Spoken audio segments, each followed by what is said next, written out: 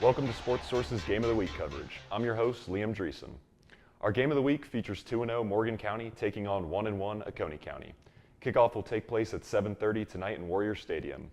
Both teams are coming off of Week 2 wins, but the Warriors will be looking for revenge after the Bulldogs got the better of them last season, 24-13. Our reporter, Alicia Hamilton, had a chance to talk with Oconee County head coach Ben Hall earlier this week. Let's go to Alicia to see what he had to say about their upcoming matchup. Thanks, Liam. Coach Hall shared how the team has been preparing this week and what it will take for Oconee County to come out on top against the talented Morgan County team. Coach, after a tough loss in week 1 and now a bounce back win in week 2, how would you describe the team's mindset heading into this week's matchup? Positive, after the first week loss, when you have, we're relatively young this year in a lot of positions. I think we returned 3 starters on one side of the ball and 4 on the other. So you could sense, as much as you hate to admit it, you could sense a lot of self-doubt after that first loss. And we knew that Clark Central is a very talented team, and we play them year in, year out, and they beat us last year. So getting that win, you could see it sparked some confidence in the younger players. And it's been a good week of practice. Now we have a very, very tough team coming in here this week. Morgan County is very well coached, and they return a lot of players from a very, very talented, deep playoff run team. So, but our kids have been upbeat, confident, and it's been a good week of practice and preparation. So you mentioned Morgan County's a really tough team. So they've put up over 100 points in the last 2 games. So how's your team preparing to face them? Well, this is one of the teams that you play that you're not going to completely stop. You're not going to shut this team out like we did Clark Central. They're just so explosive with so many talented playmakers. But we do have to work to contain the big play, limit big plays, and we have to be efficient when we have the ball. So they do score a lot of points, but we have to be efficient and score as well. And it'd be nice to be able to eat some time off the clock and avoid turnovers. So your defense, they pitched a shutout against Clark Central. So what do they need to do to carry that momentum into Friday night? Even though we had a shutout, Clark they got to the red zone a couple of times, and it was not a perfect game by any sense of the imagination.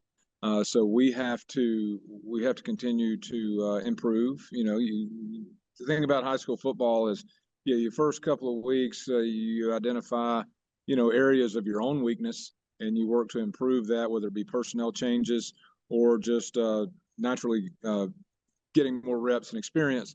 So we just have to keep grinding and keep working to get better at every position, on both sides of the ball.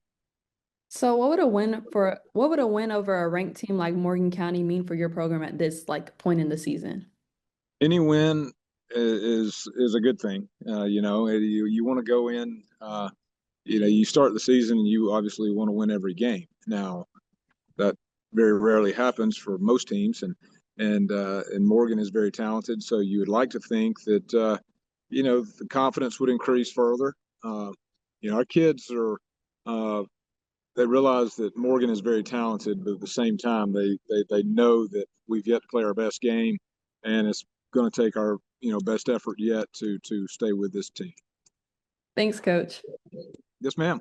Coach Hall says that the team has prepared well this week, and if they stay locked in and execute their assignments, they'll put themselves in a position to compete. Back to you, Liam. Thanks, Alicia.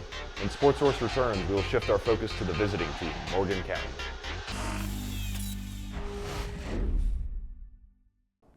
Welcome back to Sportsource. Before the break, we heard from Oconee County coach Ben Hall about how they are preparing for this week's matchup. Now we will hear from Morgan County coach Clint Jenkins, who will try to build on a successful first 2 weeks where they outscored opponents 102-27. Sportsource reporter Dylan Clearfield sat down with Coach Jenkins earlier this week. He joins us now. Dylan, what were your main takeaways from your talk with Coach Jenkins? Thanks, Liam. Coach Jenkins shared how his team is looking to continue their success against a very talented Oconee County team and what makes this matchup so intriguing.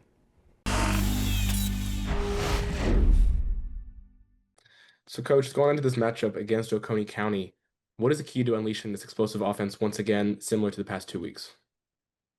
For us, it's all about setting up the run game, Christian Mumford's done a great job. We've got an offensive line that, a lot of these guys have been here, been starters since they were sophomores, and obviously we feel like we can get the run game going. Sets up Davis Strickland, our quarterback, to be able to throw the ball. So we definitely feel like the run game sets us up. But when we get the opportunity to throw the football, we're going to throw the football. So, And you just mentioned Christian Monfort. Why has he been so successful last season as well as early on this season? Yeah, I mean, he was a 1,500-yard plus rusher last year. And he's a year better in the weight room, a year stronger, a year smarter, more mature. So he's gotten off to a great start for us, which was expected. Quarterback Davis Strickland had a great year last year, 3,000 yards, 40 touchdowns. This season started off a little bit slower in the stat department, but still very successful. What is different about this offense as opposed to last year's? I don't know, schematically, I don't think there's a whole lot different. I think our template's still our template. But we kind of got off, I think if you go back to the first game, we were 0 for 5 on our first throws, and we were just missing, and had a couple of drops, and just had a hard time getting a little rhythm going. And kind of once we did late in the first quarter into the second quarter, I think I don't know that we even punted again after that. So really got it going, and just off to kind of a slow start, and but felt like with our experience, and we were going to get it going. So sometimes you just have to get out there and kind of get under the lights and put it together. So this defense for your Bulldogs team has had 2 very successful games against Warren County, against Putnam County. What is it going to take to continue that consistency against a talented Oconee County offense that hasn't been able to put it together yet? Oconee's got great tradition over there. They got really good coaches. Know Coach Hall. I was in Gwinnett County. Coach Hall was at Flowery Branch. So, I knew him at Jefferson before that. So, they do a great job coaching them. And Oconee's definitely got tradition. They were with Coach Nolan. They were playing for state championships a few years back. And, I felt like last year that was a really big signature win for our program, and it's a new year. That they're a new team, we're a new team.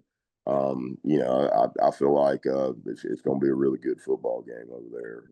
So it's always hard to win on the road. It's a great challenge for us. As far as a non-region game, because you want to see some adversity. You want to see how your kids will respond to that. And the way you do that is you go play good football teams like Oconee. So, Coach Jenkins knows that Oconee County has lots of talent and is very well coached. He's confident that his playmakers can execute on the road in this one. Back to you, Liam. Coming up on Sportsource, our analysts will go over keys for success for both teams and give predictions for the matchup.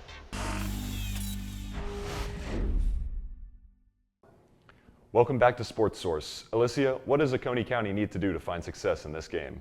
This is a test of resilience for Oconee County. After getting shut out in Week 1 against North Oconee, the Warriors bounced back with a shutout win of their own against Clark Central. But offensively, the Warriors are still trying to find the rhythm. They scored just 14 total points through 2 games.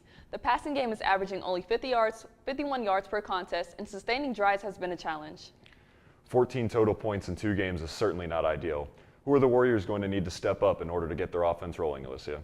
Senior quarterback Brody Hanna showed improvement last week, going 8 for 15 for 84 yards and a touchdown through the air.